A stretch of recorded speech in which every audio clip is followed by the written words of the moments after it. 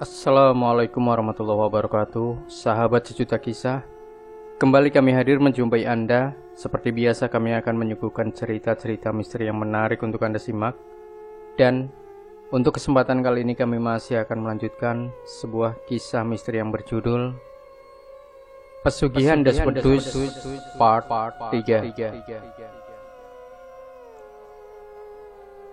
Astagfirullah mbah, jenengan kok mau jadi pembantunya Demit?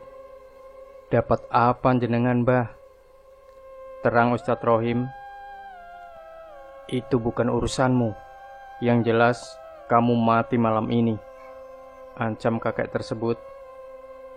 Benar saja, kakek itu melemparkan tombak ke arah Ustadz Rohim. Perang wirid dan goib terjadi pada malam itu. Ustadz Rohim merapalkan wirid sambil bersila. Namun kakek tersebut melakukan serangan berbagai jenis pusaka diarahkan ke Ustadz Rohim. Masih tetap tenang Ustadz Rohim mengatasinya. Namun semakin malam pasukan Raja Istana Batu semakin banyak. Ustadz Rohim merasa kewalahan. Gerakan tangan jarak jauh akhirnya Ustadz Rohim gunakan.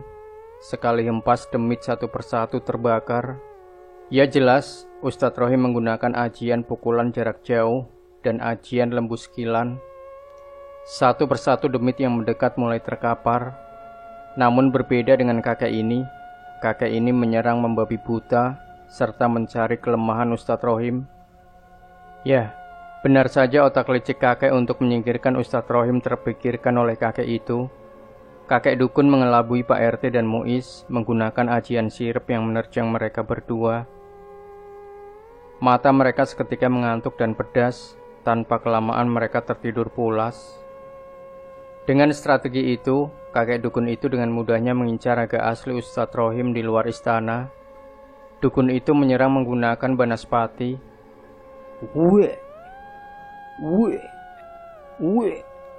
Seketika Ustadz Rohim muntah darah, dan Ustadz Rohim tersadar dari ajian memisahkan raganya.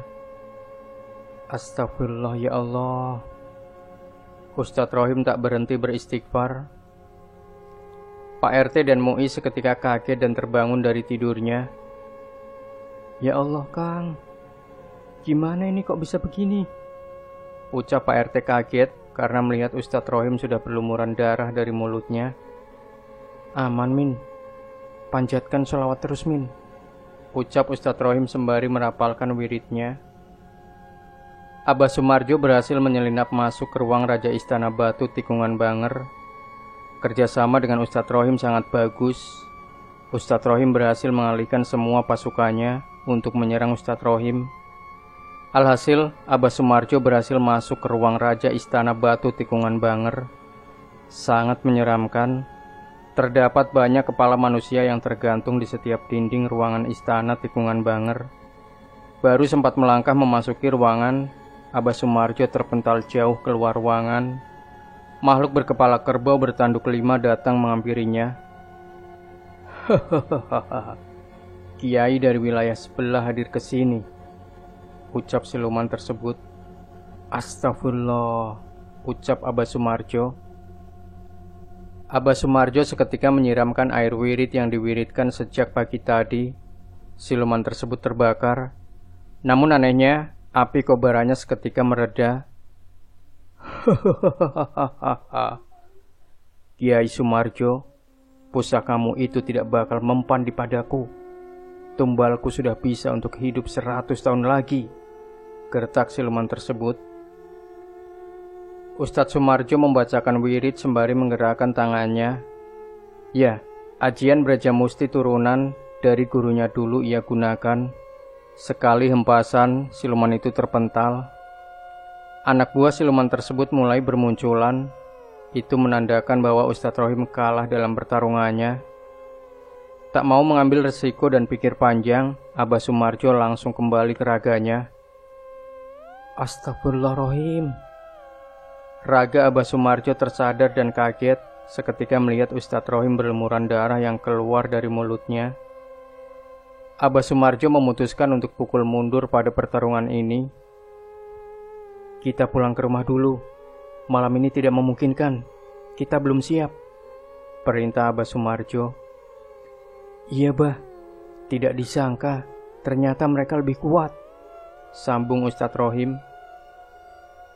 Jam menunjukkan waktu 12 malam. Abah Sumarjo, Ustadz Rohim, Pak RT dan Muiz memutuskan kembali ke rumah. Cukup lama mereka saling berdiam di dalam mobil saat perjalanan pulang. Assalamualaikum Bu, ucap Ustadz Rohim sembari membuka pintunya. Waalaikumsalam Pak. Ya Allah Pak, ini bagaimana kok bajunya banyak darah? Kaget istri Ustadz Rohim saat membuka pintu melihat suami bajunya terdapat bercak darah. Aman Bu, tidak apa-apa, jawab Ustadz Rohim. Ya Allah Pak, ini gimana Pak?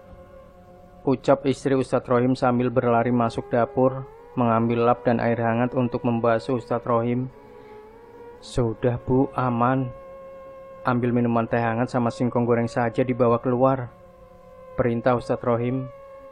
Aduh, keadaan masih gitu aja sempet-sempetnya keinget singkong goreng. Luar biasa kamu Him.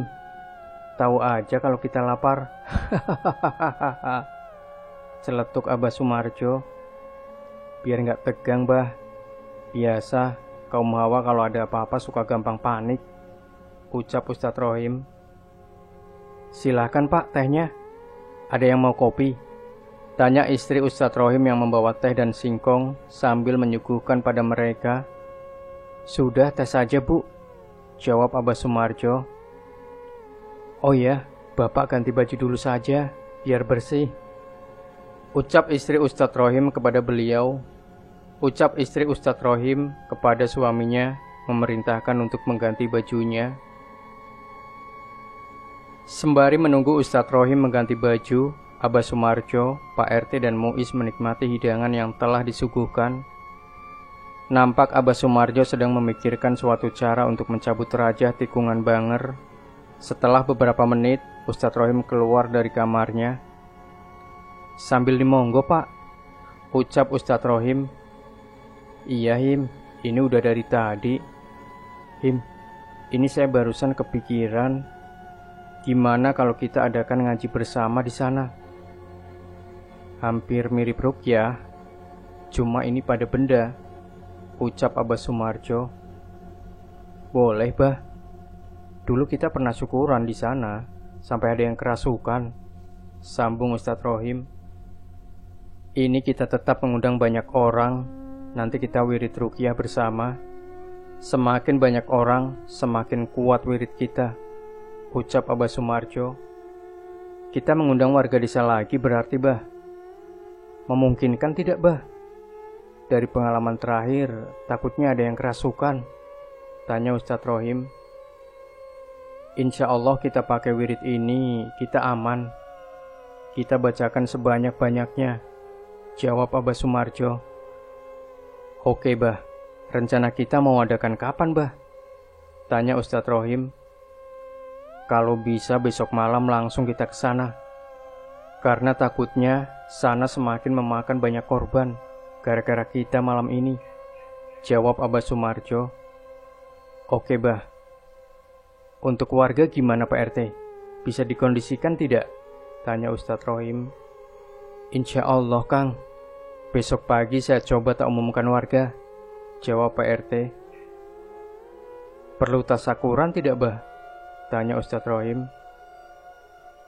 Kita tasakuran setelah ini semua selesai saja, biar fokus dulu, jawab Abah Sumarjo. Oke bah, besok Pak RT biar yang mengumumkan warga. Bismillah nanti malam kita kesana bareng, sambung Ustadz Rohim. Kalau bisa yang jamaah bapak-bapak saja Pak RT, biar tidak rawan, pesan Abah Sumarjo pada Pak RT. Waktu semakin berlalu, tak terasa perbincangan mereka mendekati subuh. Hampir semalaman mereka bekerja keras untuk melawan rajah tikungan banger. Ya udah, ini bentar lagi subuh. Muiz ke musola adzan dulu ya, perintah Abah Sumarjo untuk santrinya. Enggih bah, jawab Muiz sambil menjabat tangan Abah Sumarjo, Pak RT dan Ustadz Rohim. Mereka mulai bersiap-siap untuk menuju ke musola. Perbincangan mereka akhirnya menemukan titik temu. Entah nantinya akan berhasil atau tidak, tentunya mereka akan berusaha untuk mencabut rajah tikungan Banger. Assalamualaikum warahmatullahi wabarakatuh. Kepada semua bapak-bapak warga RT 1, bahwa nanti setelah maghrib saya undang untuk berkumpul di musola karena akan ada acara doa bersama di tikungan Banger. Nampak suara Pak RT sedang memberikan pengumuman kepada semua warga. Pak RT semangatnya luar biasa, bah, ucap Ustadz Rohim. Iya, pagi-pagi sudah umumin di musola. Semoga ini berhasil, sambung Abah Sumarjo. Iya, bah, habis ini kita sarapan, terus istirahat, bah. Kesehatan harus tetap dijaga. Hehehe, ucap Ustadz Rohim. Tumben-tumbenan kamu peduli, Him.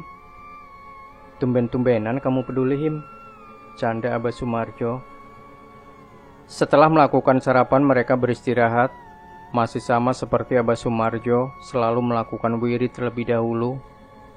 Wirid benteng diri kali ini Abah lantunkan semakin banyak, karena beliau harus membentengi warga yang nantinya akan datang ke tikungan Banger. Senja semakin menampakkan merahnya. Bagi warga sekitar tikungan Banger, senja itu seakan-akan menyeramkan, karena mereka akan menghadapi tikungan Banger malam ini. Abah Sumarjo, Ustadz Rohim dan Muiz sudah berada di musola untuk menunggu waktu maghrib. Disusul Pak RT yang membawa beberapa senter ke musola.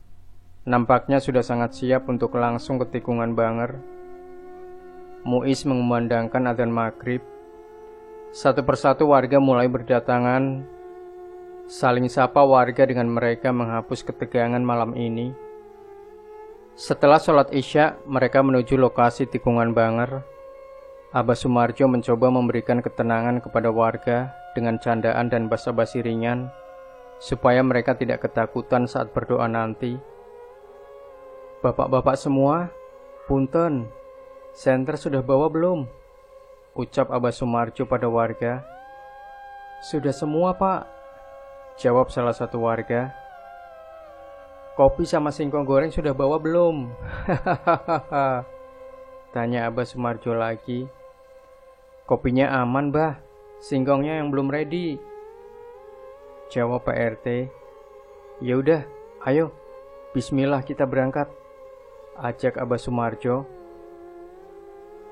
Mereka mulai berjalan menggunakan motor iring-iringan. Setelah berjalan jauh, akhirnya mereka sampai. Tadi yang bawa tikar siapa ya? Bisa digelar dulu, perintah Pak RT. Masih disiapkan ini Pak RT, jawab warga. Masih suci semua ya bapak-bapak?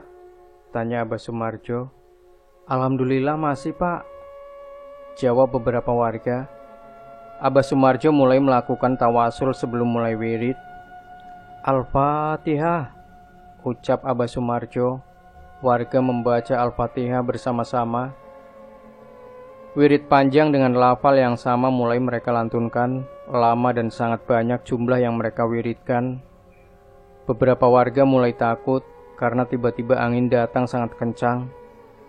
Astagfirullah, Kak. Astagfirullah, Kang. Ini anginnya kencang sekali, Kang, bisik salah satu warga. Iya, sangat mengerikan. Sudah, pokoknya kita wirid terus, jangan sampai berhenti, bisik salah satu warga menjawab bisikan dari warga sebelahnya. Wirid mereka lakukan terus-menerus tanpa henti sebelum Abah Sumarjo memberhentikan mereka. Namun di saat warga melakukan wirid dengan jumlah ke-1000, tiba-tiba terjadi ledakan dengan kobaran api di sekitar batu tikungan Banger. Astagfirullah, ya Allah. Apa itu, Kang? Ucap salah satu warga. Bapak-bapak tetap tenang. Jangan berhenti wirid semua. Jangan berhenti wirid semua. Fokus. Jangan ada yang pikirannya kosong. Peringatan dari Abah Sumarjo. Dengan perasaan was-was, warga tetap melanjutkan wiridnya. Namun terjadi lagi hingga lebih dari 3 kali ledakan terjadi di sekitar batu tikungan Banger, di mana lokasi tersebut tempat ditanamnya Raja Sunardi. Setelah beberapa jam warga melakukan wirid, Abah Sumarjo maju ke lokasi batu tersebut. Sepertinya Abah Sumarjo mengecek lokasi tersebut.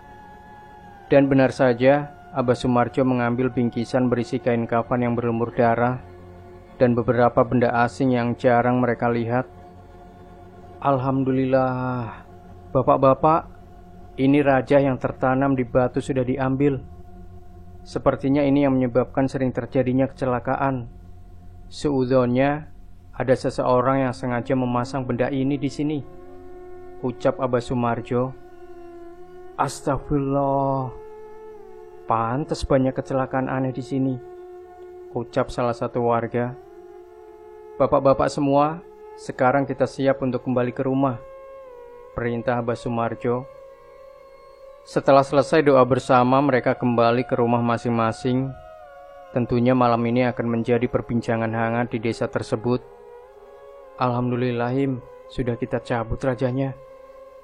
Habis ini kita bakar, ucap Abah Sumarjo pada Ustadz Rohim.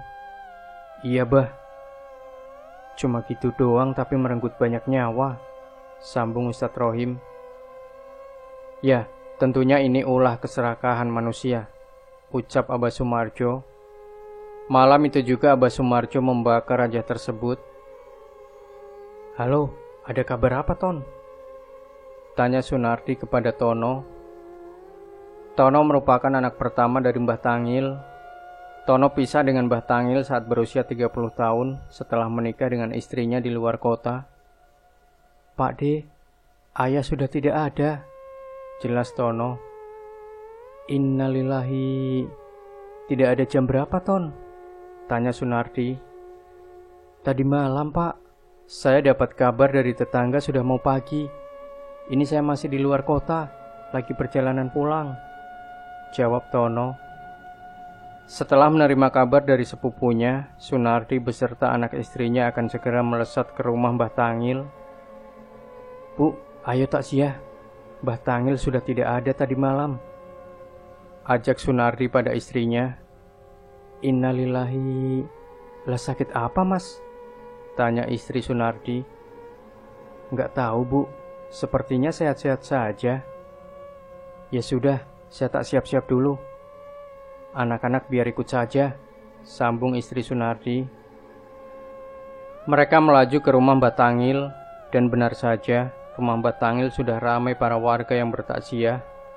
Sunardi langsung mengecek jenazah Mbah Tangil, dan sangat mengagetkan betapa anehnya Mbah Tangil meninggal dengan tubuh lebam seperti terbakar, gosong, benar-benar gosong. Astagfirullah bu, ini Mbah Tangil gak wajar, ucap Sunardi pada istrinya. Ya Allah pak, seperti luka terbakar ya pak, sahut istri Sunardi. Sebentar, saya tak tanya keluarga sini, sambung Sunardi. Iya pak, kok gitu banget meninggalnya, ucap istri Sunardi. Meninggalnya jam berapa pak? Tanya Sunardi pada salah satu keluarganya. Tadi malam pak, hampir jam 12-an, jawab keluarga tersebut. Kira-kira meninggalnya kenapa pak ya? Tanya Sunardi. Kurang paham pak, yang menemukan tetangganya sudah gosong gitu, jawab keluarganya. Sunardi masih tak percaya Mbah Tangil yang membantu Sunardi menjadi sukses kini telah tiada. Namun Sunardi merasa ada yang janggal. Ditambah malam itu Sunardi mimpi didatangi sosok yang sama saat ritual dulu. Sosok tersebut meminta tumbal. Sunardi kembali ke rumahnya. Di perjalanan Sunardi mulai panik dan kepikiran akan kematian Mbah Tangil dan sosok yang datang pada mimpinya. Hari-hari mulai dilewati, Sunardi sudah lupa akan kematian Mbah Tangil. Namun setiap malam Sunardi sering didatangi sosok yang sama saat ritual dulu. Saat sedang melamun di depan sambil meminum teh, tiba-tiba Sunardi mendapat panggilan dari nomor yang tidak diketahui. Halo, selamat pagi pak, sapa orang tersebut. Halo, pagi juga mas, jawab Sunardi. Perkenalkan saya Suwandi, saya dari pihak kepolisian, ingin mengabarkan bahwa anak bapak mengalami kecelakaan. sambung polisi tersebut. Innalillahi, ini sekarang di mana Pak? Tanya Sunardi. Anak Bapak sekarang di rumah sakit Tembangan, ruang Melati 03. Jawab polisi tersebut. Astagfirullah. Ya sudah Pak, terima kasih, saya segera ke sana. Tutup Sunardi. Bu, Rio kecelakaan. Sekarang di rumah sakit Tembangan. Ucap Sunardi pada istrinya. Innalillahi. Innalillahi ya Allah Pak. Kabarnya gimana ini? Tanya istri Sunardi panik. Sudah, sekarang kita siap-siap langsung ke sana saja. Ucap Sunardi. Mereka mempersiapkan diri dan bergegas menuju rumah sakit. Setelah beberapa jam, akhirnya mereka sampai, dan pemandangan buruk kembali menerjang keluarga Sunardi. Anak pertama yang dia sayangi menghembuskan nafas terakhir karena pendarahan di bagian kepala. Darah keluar tanpa henti di bagian hidung dan telinga. Lemas dan histeris keluarga Sunardi memuncak di rumah sakit Tembangan. Tangisan istri Sunardi tak henti. Beberapa kali tak sadarkan diri terjadi di rumah sakit Tembangan. Sunardi benar-benar tak percaya akan kejadian yang menimpanya. Belum genap 7 hari Mbah Tangil pergi, sekarang anaknya yang pergi meninggalkannya. Duka benar-benar dirasa bagi keluarga Sunardi. Di setiap lamunannya, Sunardi selalu terpikirkan mimpi buruk yang sering mendatangi Sunardi. Apa ini gara-gara raja yang saya tanam ya? Batin Sunardi di lamunannya. Istri Sunardi menjadi sosok ibu yang sensitif dan kurus. Istri Sunardi sering melamun, menangis secara tiba-tiba, menjerit histeris, dan kadang mencoba nekat untuk bunuh diri. Pikir Sunardi ini karena depresi setelah anak pertamanya meninggal. Genap 7 hari Rio meninggalkan keluarga, namun istri Sunardi semakin bersikap aneh. Tekadnya untuk mengakhiri hidupnya sering dia lakukan. Bu, sedang apa kamu? Tanya Sunardi. Sunardi memergoki istrinya ingin melompat ke dalam sumur, namun berhasil digagalkan Sunardi. Hampir setiap hari istri Sunardi melakukan hal bodoh. Sunardi pergi untuk mencari orang pintar untuk mengobati istrinya yang depresi. Punten Mbah, mau minta tolong. Ini istri saya jadi seperti ini. Semenjak ditinggal anaknya. Tanya Sunardi di rumah orang pintar yang ia percayai. Mohon maaf Bapak, saya tidak bisa membantu Bapak. Tolak dukun tersebut, sepertinya dukun itu tahu apa yang akan dia hadapi. Kalau boleh tahu, istri saya kenapa Mbah? Tanya Sunardi. Istri Bapak bukan depresi Pak, itu karena dampak dari Bapak yang melanggar janjinya. Jawab dukun tersebut. Janji Pak? Tanya Sunardi. Benar, kamu lupa akan keserakahanmu. Silahkan Bapak pergi dari rumah saya, usir dukun tersebut. Sunardi kembali pulang sampai larut malam. Setiap malam ia takut untuk tidur karena akan datang mimpi buruknya. Sampai akhirnya Sunardi terlelap tidur pula sampai pagi. Sunardi merasa aneh. Baru malam ini Sunardi tidak menjumpai mimpi buruk yang dia temui setiap malamnya. Namun Sunardi merasa janggal. Istri Sunardi yang tidur di sebelahnya sudah tidak ada di tempat. Sontak Sunardi pergi mencarinya. Bu, kamu di mana?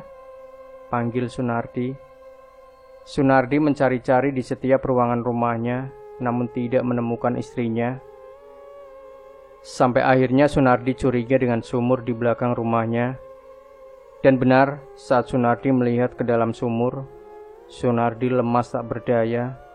Istri Sunardi sudah mengapung pucat pasi di dalam sumur. Keserakahan Sunardi sudah merenggut 3 keluarganya. Sunardi ingat yang dia tanam di tikungan Banger. Ya, dia menanam raja di batu tikungan Banger. Sunardi bergegas pergi ke sana bersama anak terakhirnya menuju tikungan Banger. Bapak, ini kita mau kemana? Tanya anak Sunardi kebingungan karena baru bangun dari tidurnya.